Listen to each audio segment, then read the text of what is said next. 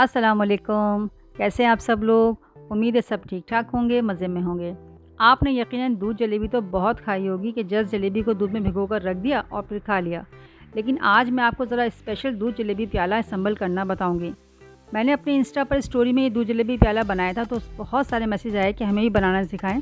हालांकि ये बहुत आसान रेसिपी है, लेकिन आप लोगों की फरमाइश पर मैं ये बना रही हूँ। सर्दियों में ये गर्मा गर्म दूध जलेबी ताकत का ख़जाना होती है। कमज़ोर बच्चों को तो ये ज़रूर दें, इससे इनको सर्दी भी कम लगेगी और मुख्तलिफ बीमारियों से भी वो दूर रहेंगे। तो चलें फटाफट इसे बनाते हैं। इसके लिए मैंने ये 2 प्याले ले लिए हैं। इसमें आप जलेबियाँ डाल दें। अब एक तरफ दूध गर्म होने रख दें। दूध में हमने चीनी नहीं डालनी, क्योंकि जलेबियों का शीरा ही काफ़ी होता है, लेकिन फिर भी अगर आप डालना चाहें तो 1 चम्मच चीनी शामिल कर सकते हैं। अब इस दूध में आधा टीस्पून इलायची पाउडर शामिल कर दें। दूध में उबाल आने दें और अब जलेबियों पर कुछ ऐसी चीज़ें डालते हैं जिससे ये आम दूध जलेबी से हटकर ज़रा स्पेशल बन जाए। अब दोनों प्यालों में जलेबियों के ऊपर थोड़ा थोड़ा खोया डालें, इससे बहुत ज़बरदस्त टेस्ट आता है। फिर इन पर ये गर्मा गर्म दूध डाल दें। अगर आपको केवड़ा पसंद है तो यहाँ पर आप 1 ड्रॉप केवड़ा भी डाल सकते हैं।